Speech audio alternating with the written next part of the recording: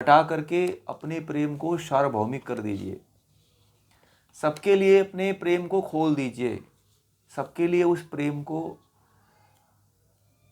प्रेम का जो द्वार है, उस द्वार से जो ताला लगा हुआ है, माइक बंद करिए जिनका भी ऑन है। जो शुभांजलि जी, माइक बंद कर लीजिए। माइक बंद करिए, माइक।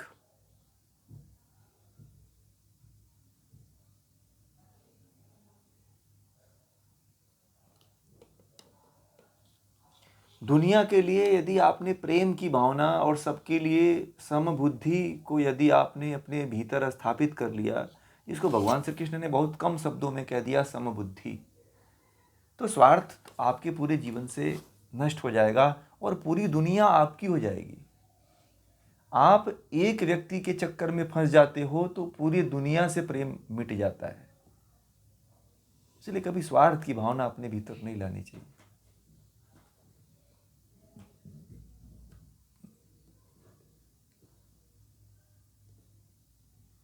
स्वार्थ की जो भावना होती है वह हमारे सार्वभौमिकता को नष्ट कर देती है।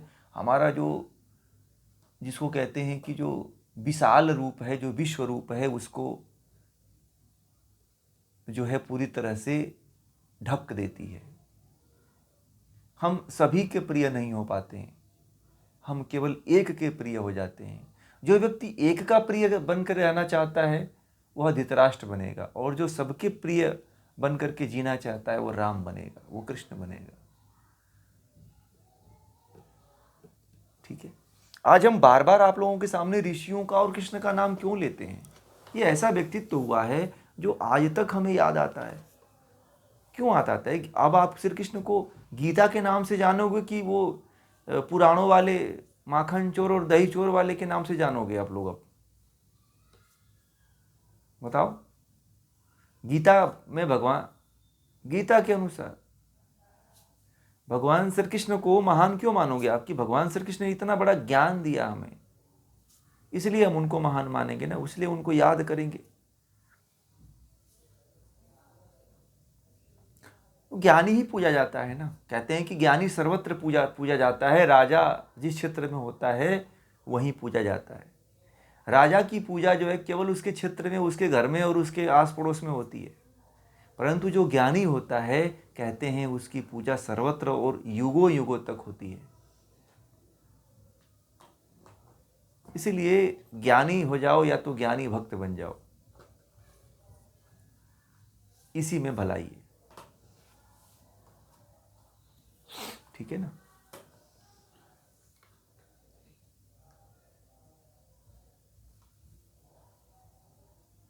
स्वार्थ एक ऐसा कीड़ा है ना जो व्यक्ति को पनपने नहीं देता है। उस पर कोई भी पेस्टिसाइड और केमिकल की दवा काम नहीं करती है कि छिड़क दें तो स्वार्थ हमारे भीतर से मिट जाएगा। नहीं, व्यक्ति मरते दम तक स्वार्थ को नहीं छोड़ता है।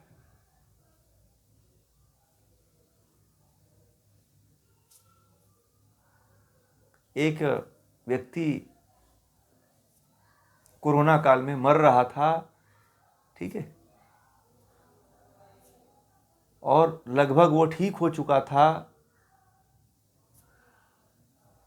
और बेड को इसलिए नहीं छोड़ रहा था कि मेरे घर वाले कोई आ जाए तो मैं उसको बेड खाली करने के लिए खाली करके दूं। ये सच्ची घटना बता रहा हूं। एक व्यक्ति कोरोना काल में ठीक हो गया था और डॉक्टरों ने और कई लोगों ने कहा कि भाई अब तुम ठीक हो गए हो, अब तुम चले जाओ। बोला नहीं, मैं भर्ती होना चाहता हूं। और तो उसे किसी ने पूछा कि आप, उसके बगल वाले ने उससे पूछा कि आप बेड क्यों नहीं छोड़ रहे हो? आप किसी दूसरे व्यक्ति को जगह मिल जाती तो उसका ऑक्सीजन दिया जाता तो बच जाता। बोले कि मैं इसलिए नहीं जा रहा हूं कि मेरे घर में कोई बीमार पड़ गया तो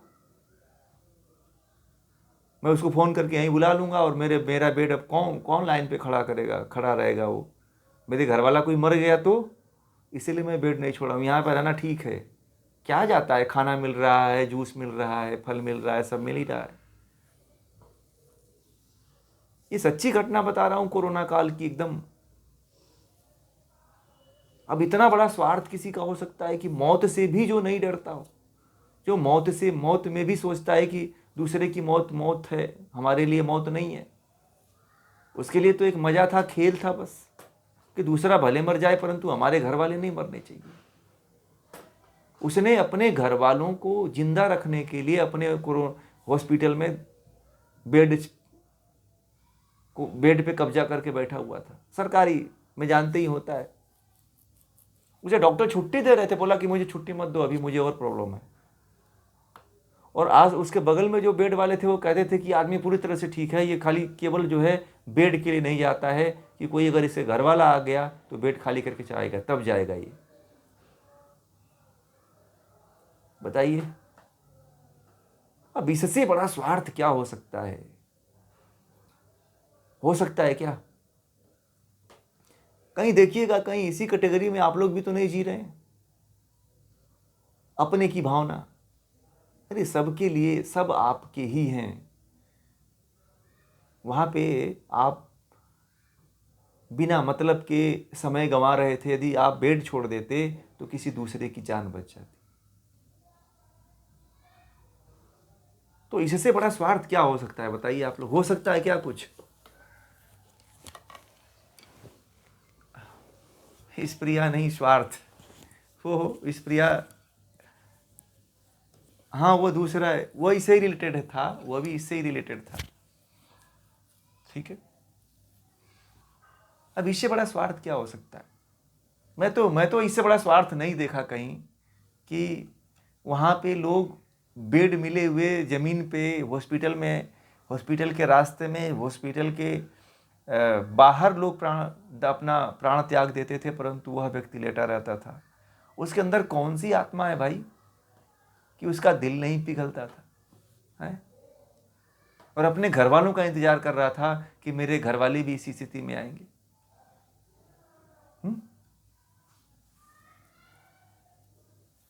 इसको कहा कि क्या कहते हैं? महास्वार्थ कहते हैं।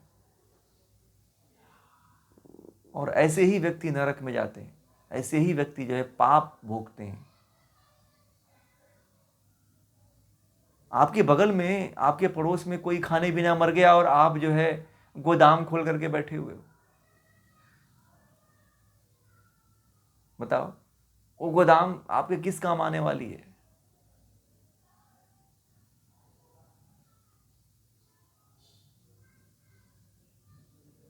दिल बड़ा रखिए आप लोग। मैं कहता हूं ना, घर छोटा हो, पैसा कम हो, आप देखिएगा, किसी साधु को देखें आप लोग, साधु के पास कुछ होता नहीं है।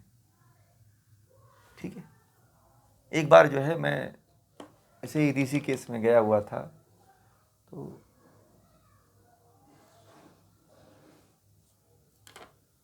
संयोग से उस समय कुछ जो है, बहुत पहले की बात है बता रहा हूँ, उस समय पैसे नहीं थे। तो मैंने कहा कि दूसरे लोगों से पैसे मांगने से मिलेगा नहीं, कोई दूसरा व्यक्ति देगा ही नहीं। ठीक है, तो मैंने एक साधु से कहा कि महाराज जी, मुझे जो है ना पैसे चाहिए। तो उन महाराज जी ने सुनते ही अपने जो है, उनके पास कुछ धोती और कपड़े पड़े हुए थे, तो उसमें से गांठ में से बांध करके रखा हुआ था, और उनके पास जो है मात्र जो है 500 के नोट थे।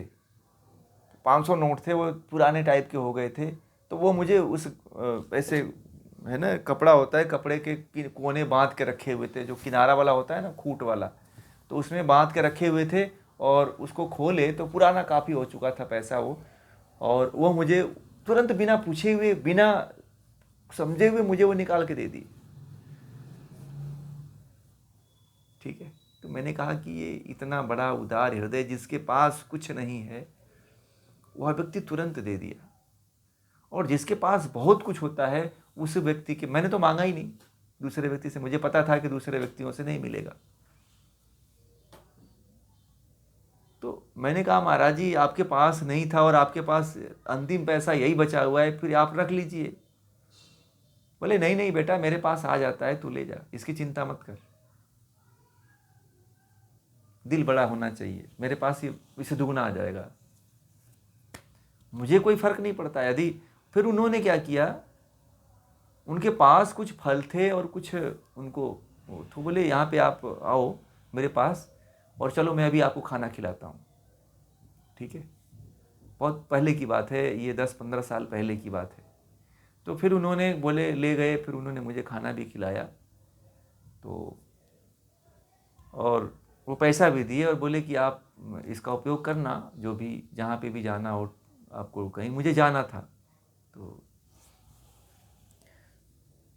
तो मैंने उस उदार हृदय को देखा तो मैंने समझा कि जिसके पास कुछ नहीं है परंतु उसके पास ज्ञान था, उसके पास पता था, वो मुझे दिया तो बोला कि ये मेरा नहीं है, मुझे भी मिला हुआ इसलिए मैं तुझे दे दिया। मैंने उस साधु से बड़ा सीखा। उस साधु ने तुरंत मुझे बहुत बड़ा ज्ञान ये दे दिया कि जीवन में कुछ भी अपना नहीं, जिसको हम अपना समझते हैं वो किसी और का है। और उसके पास वो 500 रुपये नहीं थे, वो 500 रुपये के बदले उसने बहुत बड़ा हमें एक सीख और बहुत बड़ा ज्ञान दे दिया हमें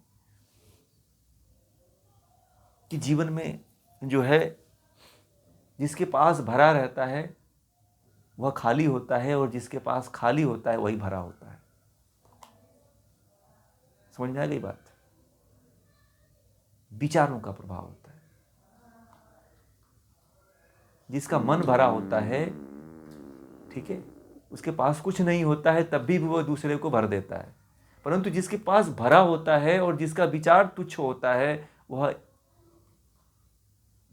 एक चवन्नी भी नहीं खर्च करता है। दूर से आपको कहेगा कि नहीं है, चले जाओ। ये हृदय और दिल की बात होती है, स्वार्थ की बात होती है।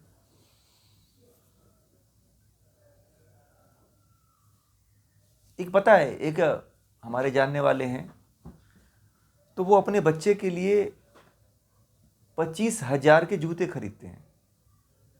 बहुत छोटा है, ठीक है, बहुत छोटा है, अभी उसकी उम्र जो है 17-18 साल की है। उसको 25,000 के जूते खरीदते हैं और बोलते हैं कि शौक है बच्चे का, करने दो। अब जूता ही तो है, 25,000 में उसमें क्या होगा भाई?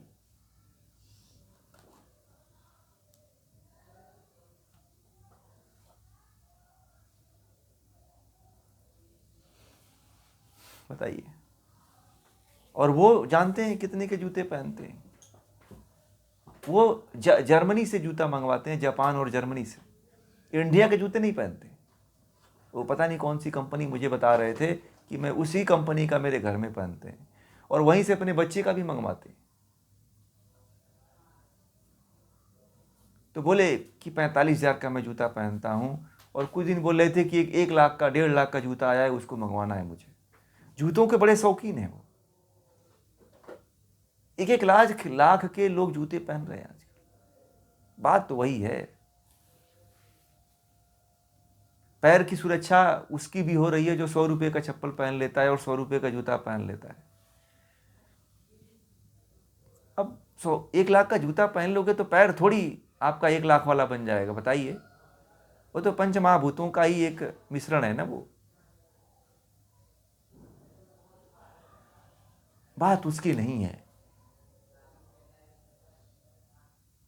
स्वार्थ की बात है कि आप दिल कितना बड़ा रखते हो, अपना आपका हृदय कितना विशाल है, यह बहुत बड़ा मायने रखता है।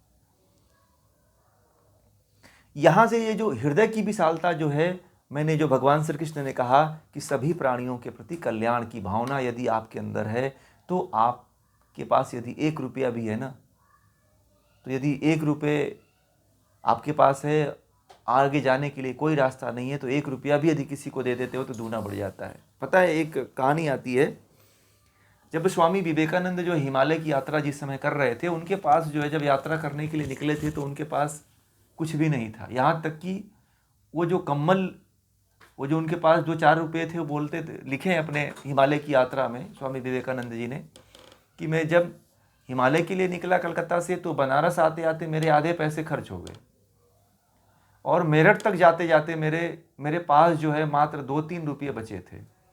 और हरिद्वार से जब ऊपर में जैसे ही आगे बढ़ने लगा, कभी पढ़े हैं हिमालय की यात्रा स्वामी विवेकानंद की आप लोगों ने?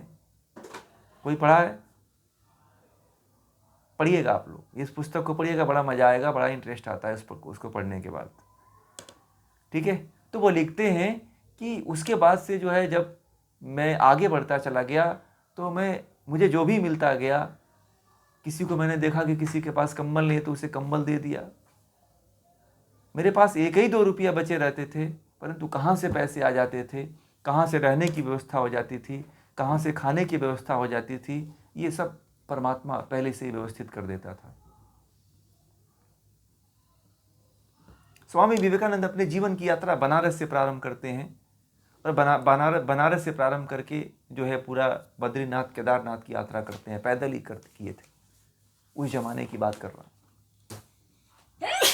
और लिखते हैं कि मैं जब यात्रा के लिए निकला था तो मेरे पास 5 रुपए से कुछ ऐसे लिखे हैं, और उसके बाद मेरे पास जाते जाते पूरे पैसे खर्च हो गए। मेरे जो वस्त्र थे, मैंने जो कंबल आदि लिए थे, वो भी मैंने साधु संतों के बीच में बांटते हुए चला गया। परंतु मेरी यात्रा कैसे केदारनाथ और बद्रीनाथ की हुई, इतने ठंडे में, इतने कठिन परिस्थितियों में, वो परमात्मा ने ही कराया। और मैं जो मुझे दुखी असहाय मिलता गया, उसको किसी को 5 रुपये, किसी को 10 रुपये, किसी को कंबल दे दिया, किसी को रजाई दे दिया। अब मेरे पास अंत तक जाते जाते बहुत मिल जाता है, कभी खो जाता है, बहुत मज़ा आता है। तो इससे पता चलता है कि जब आप संत को पढ़ते हो, एक साधु के प्रति आप अपनी भावना को देखते हो, तो वह अपने लिए कुछ भी इकट्ठा नहीं करके चलता है, परंतु हम अपने जीवन में बहुत कुछ इकट्ठा करके चलते हैं, फिर भी हम नहीं, अपने आप को खालीपन महसूस करते हैं कि हमारे पास ये चीज़ नहीं है। हम इतने भरे हुए हैं और इतना बैंक बैलेंस भरा हुआ है, फिर भी हम एक अपने जीवन को एक तंगी में जीते हैं, एक असंतुष्टि में जीते हैं। परंतु जिसके पास कुछ नहीं है ना, वो बड़ा संतुष्ट होकर के जीवन को जीता है। मैंने देखा है,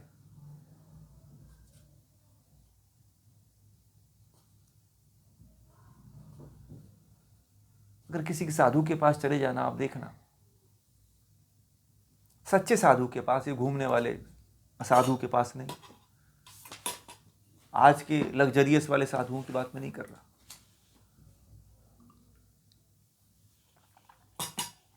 ज्ञानी और पहुंचे हुए संतों की बात मैं कर रहा हूं। वो अपने व्यक्तिगत जीवन की बात नहीं करता है, वह स्वार्थ की बात नहीं करता है, वह परमार्थ की बात करता है।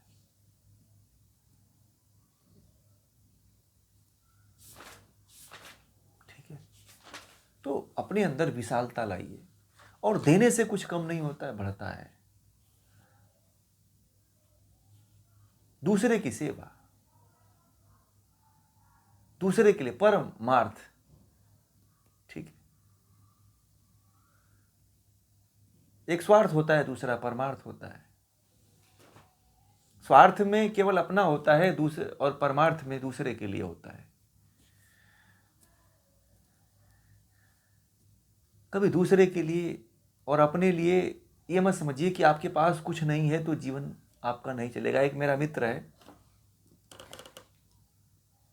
अभी की बात बता रहा हूँ, इस समय और इस युग की बात बता रहा हूँ, कि उसके पास कुछ भी नहीं है, अकेले नंगे पांव जो है यात्रा करता है। मेरे संपर्क में है, वो थोड़ा सा आध्यात्मिक व्यक्ति है थोड़ा वो, और जितने भी धार्मिक स्थल हैं वहाँ यात्रा करता है। उसके पास 1 भी रुपया नहीं है, परंतु पूरे भारत में भ्रमण कर रहा है। हिमालय में कभी चला जाता है, कभी गुफाओं में चला जाता है, कभी कंदराओं में चला जाता है। जब समय मिलता है तो मुझसे कांटेक्ट करता है वो, कहीं फ़ोन नहीं, घर भी नहीं फ़ोन करता है वो। जब घर छोड़ करके हिमालय जाना था तो मुझको फ़ोन किया था कि मैं जा रहा हूँ, और फ़ोन जब ऑन करता है तो बोलता है मैं आप ही से बात करता हूँ, घर में नहीं मिलाता हूँ। घर भी नहीं, उसे घर वाले जानते ही नहीं कि घर से निकला है, वो कहाँ है, वो बड़ी खोज की है।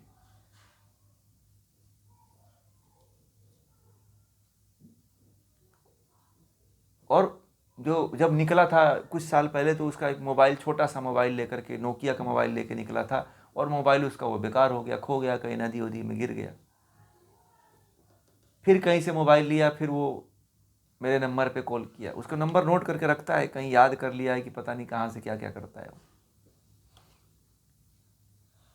परंतु उसके पास मैं पूछता हूँ कि तुम्हारे पास कुछ है, तो बोलता है बहुत है, कुछ कमी नहीं है, कभी मांगा नहीं उसने। और पूरे भारत की यात्रा करता है, कहाँ चला जाता है, कैसे जी रहा है, कैसे खा लेता है, कैसे चल लेता है, ये सब बड़ा उसके साथ अद्भुत घटना घटित हो रही है। आप दुनिया के लिए हो करके देखो, दुनिया आपको स्वीकार करती है। आप एक व्यक्ति विशेष के लिए बन के रह गए तो जीवन जीवन नहीं है। आप संसार में रह करके भी पूरे संसार के लिए जी सकते हो। ऐसा नहीं कि आपने शादी विवाह कर लिया, गृहस्थ में चले गए तो आप संसार के लिए नहीं जी सकते हो। भगवान राम भी तो गृहस्थ थे, प्रजा के लिए जीते थे और स्वार्थ के लिए थोड़ी जीते थे। भगवान राम जब अयोध्या से वनवास निकल रहे थे तो सबसे पहले प्रजा आके उनके सामने खड़ी हो गई थी। पता है आप लोगों को, प्रजा राम से कह रही थी कि आप मुझे कहो तो मैं हम लोग विद्रोह करने के लिए तैयार हैं, आप हमें आदेश दो केवल, हम आपके लिए लड़ जाएंगे, हम आपके लिए मिट जाएंगे। भरत में और कैकेयी में इतनी ताकत नहीं है जो वो लोग आपको परास्त कर पाएंगे। और पूरी अयोध्या की सेना भी अगर आकर के हमें मारने के लिए तैयार हो तो हम अयोध्या की सेना की तरफ से लड़ने के लिए तैयार हैं। राम ने कहा इतनी करने की आवश्यकता ही नहीं है, क्यों ना लड़ोगे, हमको जो मिला है मैं उस कर्तव्य का पालन करूंगा। क्यों राम के लिए वो प्रजा लड़ने के लिए भी तैयार हुई और कही कि अब जब आप ही नहीं रहोगे तो हम भी नहीं रहेंगे, आप हम भी चलेंगे वनवास आपके साथ। पता है चित्रकूट तक जो है अयोध्यावासी जो है राम का साथ नहीं छोड़े थे, इलाहाबाद तक गए थे, संगम के बाद सबको लौटा दिए थे राम, बोले कि अब यहां से लौट जाओ। इलाहाबाद तक गए थे राम तो बोले थे कि अब यहां से सब लोग लौट जाओ। प्रजा उनकी वहां तक उनको रोते हुए, उनको याद करते हुए उनको बुलाने के लिए गई थी। इतना प्रिय बन जाओ ना किसी के कि जहां से जाओ वहां से लोग रोने लग जाएं और जहां जाना हो वहां लोग आपको इंतजार करें। तो जब दुनिया के लिए जब आप कुछ करोगे, दुनिया के लिए सोचोगे, दुनिया के लिए बाहें फैलाओगे तो कुछ होगा। आप केवल अपने लिए सोचोगे, व्यक्तिगत सोचोगे, स्वार्थ के लिए सोचोगे तो कुछ नहीं होने वाला है। फिर यही देखते रहते हो कि वो बड़ा महान है, हम बड़े कमजोर हैं। महानता का गुण तो रखो अपने अंदर।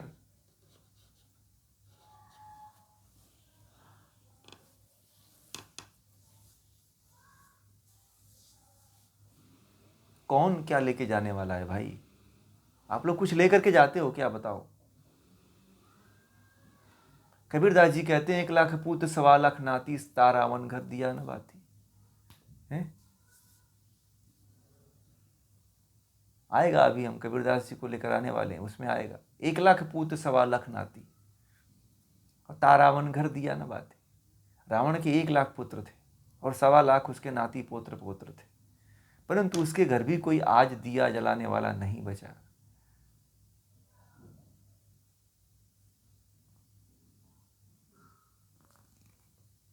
ठीक है, जिसका हम अहंकार करते हैं और जिसके लिए मरते हैं वह वास्तव में हमारे कर्म को भी लेके जाता है और हमें तो लेके जाता ही जाता है। धृतराष्ट्र को मिला ही क्या, बताओ आप लोग? धृतराष्ट्र को कुछ मिला क्या? धृतराष्ट्र जैसा अभागा व्यक्ति इस दुनिया में कोई नहीं है कि भगवान श्री कृष्ण के काल में होकर के और गीता के ज्ञान को सुन करके फिर भी उस व्यक्ति के अंदर अहंकार नहीं गया और स्वार्थ नहीं मिटा। मैं समझता हूं कि धृतराष्ट्र जैसा अधम व्यक्ति कोई नहीं है इस पूरे दुनिया में, कि जो गीता के ज्ञान को सुनकर के जिसका हृदय नहीं पिघला हो उसका जीवन व्यर्थ है।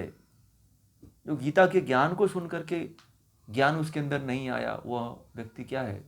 घोर स्वार्थी व्यक्ति है।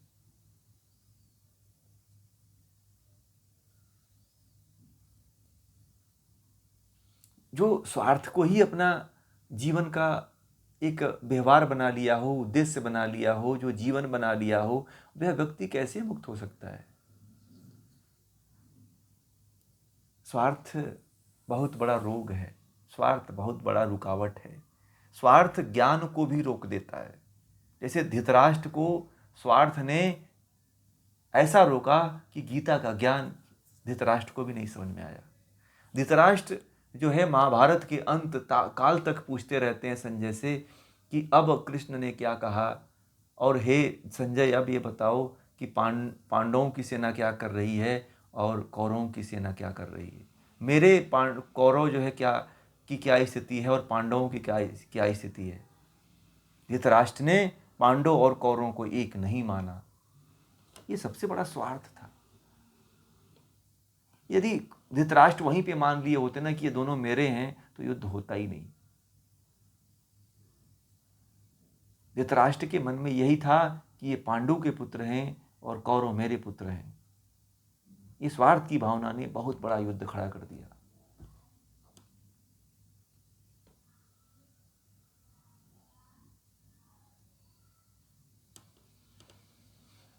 ठीक है, तो आज के बाद अपने जीवन को स्वार्थ से रहित होकर के जीने का प्रयास करिए और पूरी दुनिया के लिए निस्वार्थ भाव से समबुद्धि रख करके जीने का प्रयास करिए।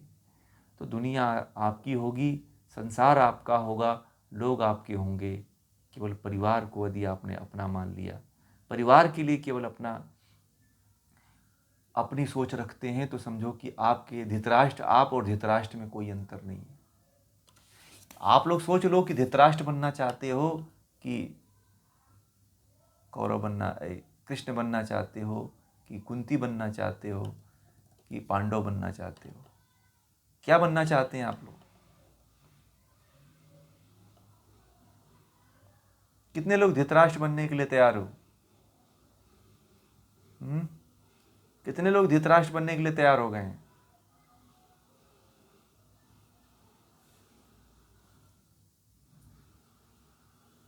अर्जुन बनेंगे? चलिए, बहुत अच्छी बात। और अभी आप लोग नहीं बनना चाहते हैं, बनिए। आप बन करके तो देखिए, आप लोग एक आध कदम बढ़ा करके देखिए, प्रयोग करिए, तो पता चलेगा कि वास्तव में ये जो मैं बातें कह रहा हूँ, ये कोई केवल कहानी और किस्से और रोमांच वाली और मोटिवेशनल वाली बातें नहीं हैं, कि मैं आप लोगों को मोटिवेट नहीं कर रहा हूँ। एक ऐसा प्रयोग है जिस प्रयोग को करने के बाद आपके जीवन में वो परिवर्तन दिखता है। गीता का कोई भी प्रयोग ऐसा नहीं है जिसका रिजल्ट नहीं आता हो।